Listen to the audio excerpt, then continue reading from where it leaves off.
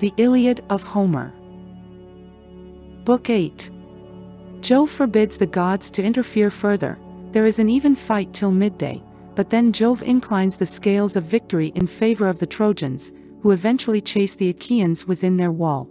Juno and Minerva set out to help the Trojans. Jove sends Iris to turn them back, but later on he promises Juno that she shall have her way in the end. Hector's triumph is stayed by nightfall. The Trojans bivouac on the plain. Now when morning, clad in her robe of saffron, had begun to suffuse light over the earth, Jove called the gods in council on the topmost crest of serrated Olympus. Then he spoke, and all the other gods gave ear. "Hear me," said he, "gods and goddesses, that I may speak even as I am minded. Let none of you, neither goddess nor god, try to cross me, but obey me every one of you, that I may bring this matter to an end. If I see anyone acting a part and helping either Trojans or Danaans, he shall be beaten inordinately ere he come back again to Olympus, or I will hurl him down into dark Tartarus, far into the deepest pit under the earth, where the gates are iron and the floor bronze, as far beneath Hades as heaven is high above the earth, that you may learn how much the mightiest I am among you. Try me and find out for yourselves. Hangs me a golden chain from heaven, and lay hold of it, all of you, gods and goddesses together. Tug as you will not drag Jove the supreme counselor from heaven to earth, but were I to pull at it myself, I should draw you up with earth and sea into the bargain. Then would I bind the chain about some pinnacle of Olympus and leave you all dangling in the mid-firmament. So far am I above all others, either of gods or men." They were frightened, and all of them held their peace, for he had spoken masterfully.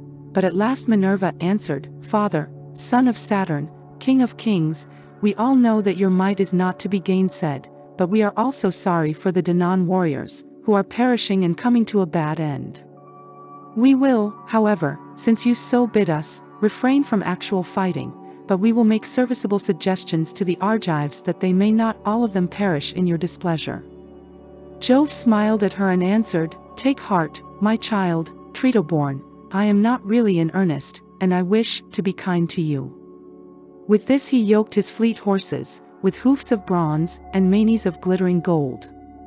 He girded himself also with gold about the body, seized his gold whip, and took his seat in his chariot. Thereon he lashed his horses, and they flew forward, nothing loath, midway, twixt earth and starry heaven. After a while he reached many-fountained Ida, mother of wild beasts, and Gargarus, where are his grove and fragrant altar. There the father of gods and men stayed his horses, took them from the chariot, and hid them in a thick cloud. Then he took his seat all glorious upon the topmost crests, looking down upon the city of Troy and the ships of the Achaeans. The Achaeans took their morning meal hastily at the ships, and afterwards put on their armor. The Trojans on the other hand likewise armed themselves throughout the city, fewer in numbers, but nevertheless eager perforce to do battle for their wives and children. All the gates were flung wide open, and horse and foot sallied forth with the tramp as of a great multitude. When they were got together in one place, shield clashed with shield, and spear with spear, in the conflict of mail-clad men. Mighty was the din as the bossed shields pressed hard on one another, death, cry and shout of triumph of slain and slayers, and the earth ran red with blood. Now so long as the day waxed and it was still morning, their weapons beat against one another, and the people fell. But when the sun had reached mid-heaven, the sire of all balanced his golden scales, and put two fates of death within them, one for the Trojans and the other for the Achaeans.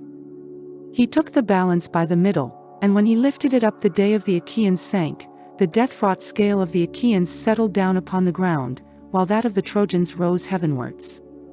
Then he thundered aloud from Ida, and sent the glare of his lightning upon the Achaeans. When they saw this, pale fear fell upon them, and they were sore afraid. Idomeneus dared not stay, nor yet Agamemnon, nor did the two Ajaxes, servants of Mars, hold their ground. Nestor, knight of Gerene, alone stood firm, bulwark of the Achaeans, not of his own will, but one of his horses was disabled.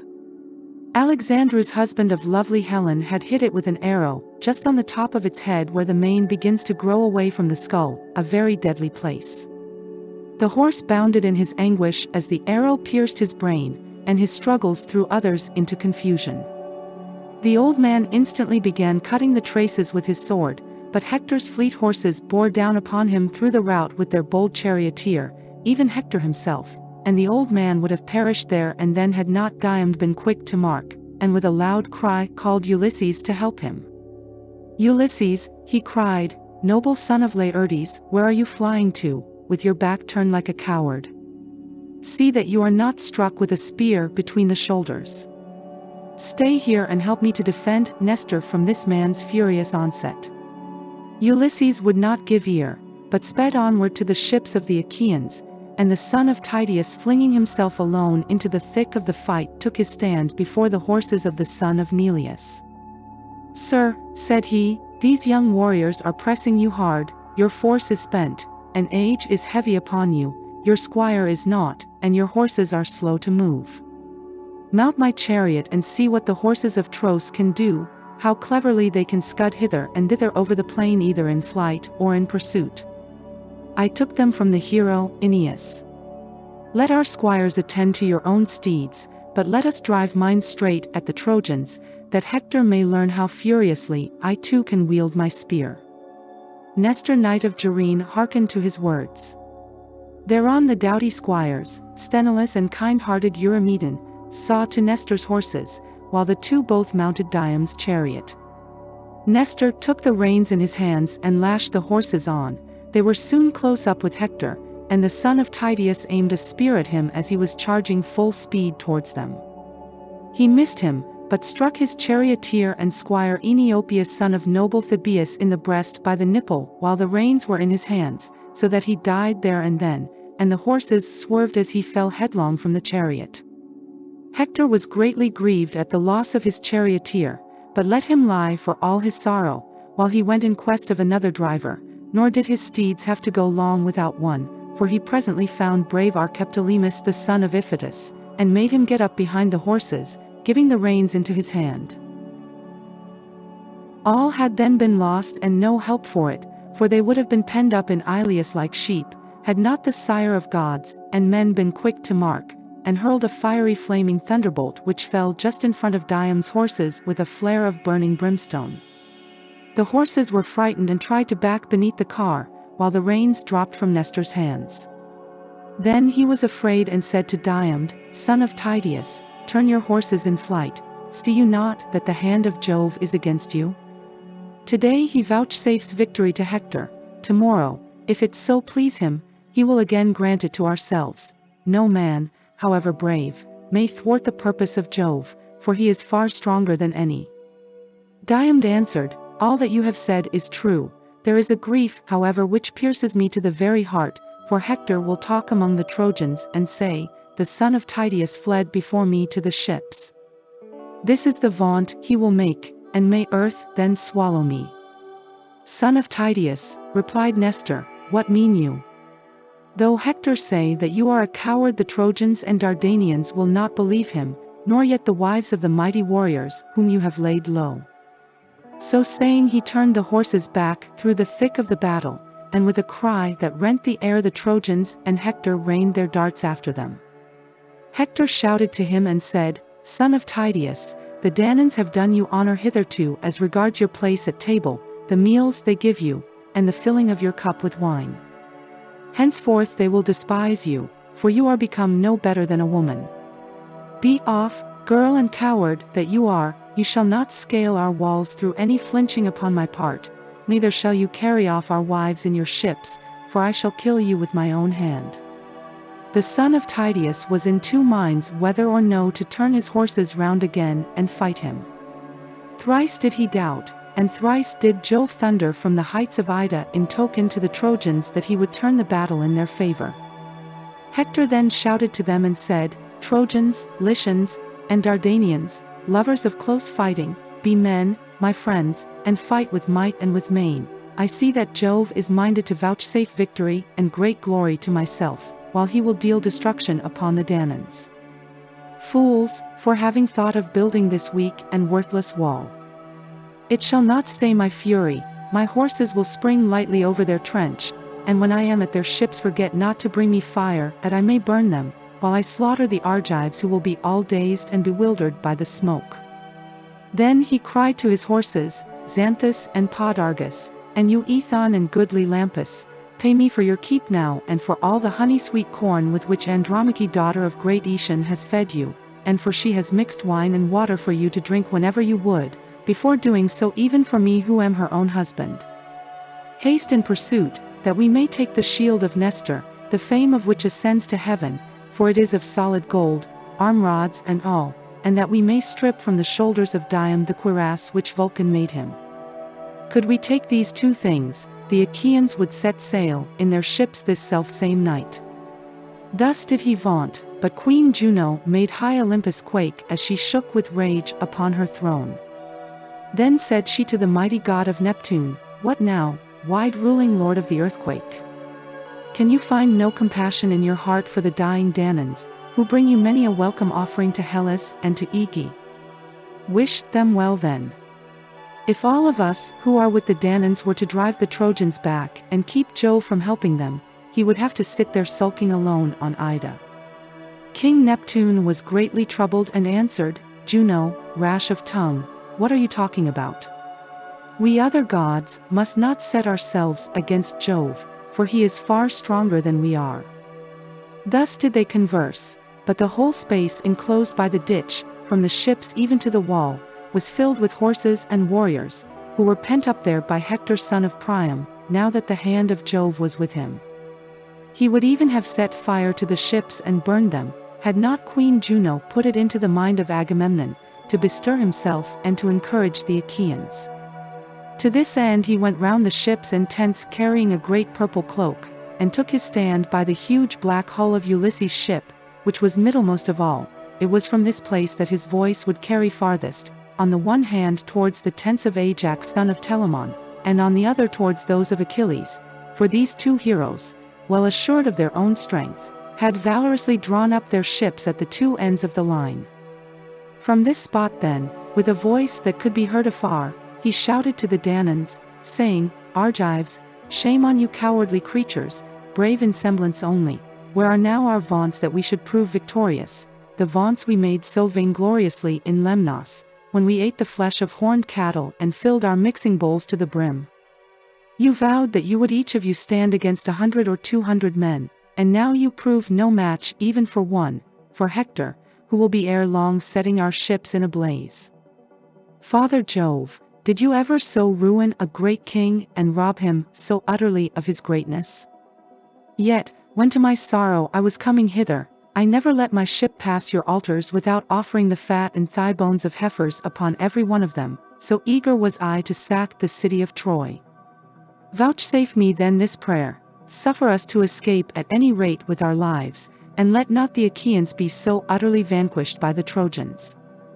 Thus did he pray, and Father Jove, pitying his tears, vouchsafed him that his people should live, not die. Forthwith he sent them an eagle, most unfailingly portentous of all birds, with a young fawn in its talons. The eagle dropped the fawn by the altar on which the Achaeans sacrificed to Jove the Lord of Omens. When, therefore, the people saw that the bird had come from Jove, they sprang more fiercely upon the Trojans and fought more boldly. There was no man of all the many Danaans who could then boast that he had driven his horses over the trench and gone forth to fight sooner than the son of Tydeus.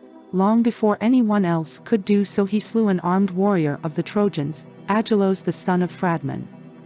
He had turned his horses in flight, but the spear struck him in the back midway between his shoulders and went right through his chest, and his armor rang rattling round him as he fell forward from his chariot. After him came Agamemnon and Menelaus, sons of Atreus, the two Ajaxes clothed in valor as with a garment, Idomeneus and his companion in arms Meriones, peer of murderous Mars, and Eurypylus the brave son of Euaemon. Ninth came Teucer with his bow, and took his place under cover of the shield of Ajax son of Telamon. When Ajax lifted his shield Teucer would peer round, and when he had hit any one in the throng, the man would fall dead. Then Teucer would hie back to Ajax as a child to its mother, and again duck down under his shield.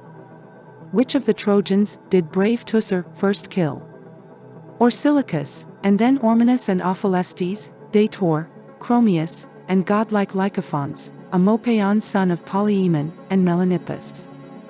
All these in turn did he lay low upon the earth, and King Agamemnon was glad, and he saw him making havoc of the Trojans with his mighty bow.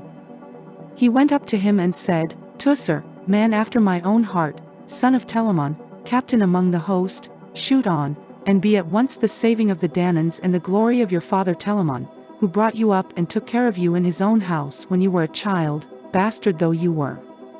Cover him with glory though he is far off. I will promise and I will assuredly perform. If aegis-bearing Jove and Minerva grant me to sack the city of Iliad, you shall have the next best meed of honor after my own, a tripod, or 2 horses with their chariot, or a woman who shall go up into your bed.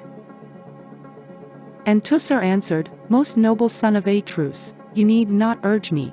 From the moment we began to drive them back to Iliad, I have never ceased so far as in me lies to look out for men whom I can shoot and kill. I have shot 8 barbed shafts, and all of them have been buried in the flesh of warlike youths, but this mad dog I cannot hit. As he spoke he aimed another arrow straight at Hector, for he was bent on hitting him. Nevertheless he missed him, and the arrow hit Priam's brave son Gorgythion in the breast. His mother, fair Castianira, lovely as a goddess, had been married from Mycenaean, and now he bowed his head as a garden poppy in full bloom when it is weighed down by showers in spring. Even thus heavy bowed his head beneath the weight of his helmet. Again he aimed at Hector, for he was longing to hit him, and again his arrow missed, for Apollo turned it aside, but he hit Hector's brave charioteer Archeptolemus in the breast, by the nipple, as he was driving furiously into the fight. The horses swerved aside as he fell headlong from the chariot, and there was no life left in him. Hector was greatly grieved at the loss of his charioteer, but for all his sorrow he let him lie where he fell, and bade his brother Cebriones, who was hard by, take the reins. Cebriones did as he had said. Hector thereon with a loud cry sprang from his chariot to the ground, and seizing a great stone made straight for Teucer with intent to kill him. Teucer had just taken an arrow from his quiver and had laid it upon the bowstring, but Hector struck him with the jagged stone as he was taking aim and drawing the string to his shoulder. He hit him just where the collarbone divides the neck from the chest, a very deadly place, and broke the sinew of his arm so that his wrist was less, and the bow dropped from his hand as he fell forward on his knees. Ajax saw that his brother had fallen, and running towards him bestrode him and sheltered him with his shield. Meanwhile his 2 trusty squires, Mecisteus son of Achilles, and Alastor, came up and bore him to the ships groaning in his great pain. Jove now again put heart into the Trojans, and they drove the Achaeans to their deep trench with Hector in all his glory at their head. As a hound grips a wild boar or lion in flank or buttock when he gives him chase, and watches warily for his wheeling, even so did Hector follow close upon the Achaeans, ever killing the hindmost as they rushed panic-stricken onwards. When they had fled through the set stakes and trench, and many Achaeans had been laid low at the hands of the Trojans, they halted at their ships, calling upon one another and praying every man instantly as they lifted up their hands to the gods. But Hector wheeled his horses this way and that, his eyes glaring like those of Gorgo or murderous Mars. Juno when she saw them had pity upon them, and at once said to Minerva, Alas, child of aegis-bearing Jove, shall you and I take no more thought for the dying Danaans, though it be the last time we ever do so? See how they perish and come to a bad end before the onset of but a single man. Hector the son of Priam rages with intolerable fury, and has already done great mischief. Minerva answered, Would, indeed, this fellow might die in his own land, and fall by the hands of the Achaeans, but my father Jove is mad with spleen, ever foiling me, ever headstrong and unjust. He forgets how often I saved his son when he was worn out by the labors Eurystheus had laid on him. He would weep till his cry came up to heaven, and then Jove would send me down to help him. If I had had the sense to foresee all this, when Eurystheus sent him to the house of Hades, to fetch the hellhound from Erebus, he would never have come back alive out of the deep waters of the river Styx. And now Jove hates me, while he lets Thetis have her way, because she kissed his knees and took hold of his beard, when she was begging him to do honor to Achilles. I shall know what to do next time he begins calling me his gray-eyed darling. Get our horses ready, while I go within the house of Aegis-bearing Jove and put on my armor. We shall then find out whether Priam's son Hector will be glad to meet us in the highways of battle, or whether the Trojans will glut hounds and vultures with the fat of their flesh as they be dead by the ships of the Achaeans." Thus did she speak, and white-armed Juno, daughter of great Saturn, obeyed her words. She set about harnessing her gold-bedizened steeds, while Minerva, daughter of Aegis-bearing Jove, flung her richly vesture, made with her own hands, onto the threshold of her father, and donned the shirt of Jove, arming herself for battle. Then she stepped into her flaming chariot, and grasped the spear so stout and sturdy and strong with which she quells the ranks of heroes who have displeased her. Juno lashed her horses, and the gates of heaven bellowed as they flew open of their own accord, gates over which the Hours preside, in whose hands are heaven and Olympus, either to open the dense cloud that hides them or to close it. Through these the goddesses drove their obedient steeds. But Father Jove, when he saw them from Ida, was very angry, and sent winged Iris with a message to them. "Go," said he, "fleet Iris, turn them back, and see that they do not come near me, for if we come to fighting there will be mischief. This is what I say, and this is what I mean to do. I will lame their horses for them, I will hurl them from their chariot, and will break it in pieces. It will take them all 10 years to heal the wounds my lightning shall inflict upon them. My gray-eyed daughter will then learn what quarreling with her father means. I am less surprised and angry with Juno, for whatever I say she always contradicts me." With this Iris went her way, fleet as the wind, from the heights of Ida to the lofty summits of Olympus. She met the goddesses at the outer gates of its many valleys, and gave them her message. "What," said she, "are you about? Are you mad? The son of Saturn forbids going. This is what he says, and this is what he means to do. He will lame your horses for you, he will hurl you from your chariot, and will break it in pieces. It will take you all 10 years to heal the wounds his lightning will inflict upon you, that you may learn, gray-eyed goddess, what quarreling with your father means." He is less hurt and angry with Juno, for whatever he says she always contradicts him. "But you, bold hussy, will you really dare to raise your huge spear in defiance of Jove?" With this she left them, and Juno said to Minerva, "Of a truth, child of Aegis-bearing Jove, I am not for fighting men's battles further in defiance of Jove.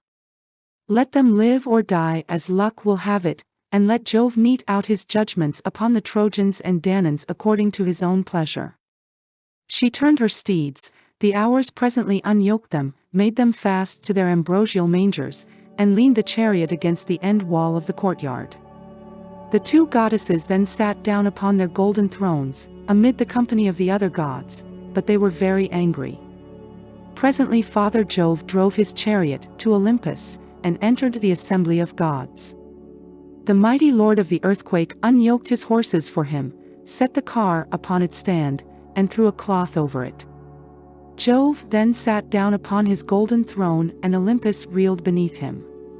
Minerva and Juno sat alone, apart from Jove, and neither spoke nor asked him questions, but Jove knew what they meant, and said, "Minerva and Juno, why are you so angry? Are you fatigued with killing so many of your dear friends the Trojans? Be this as it may, such is the might of my hands that all the gods in Olympus cannot turn me. You were both of you trembling all over ere ever you saw the fight and its terrible doings.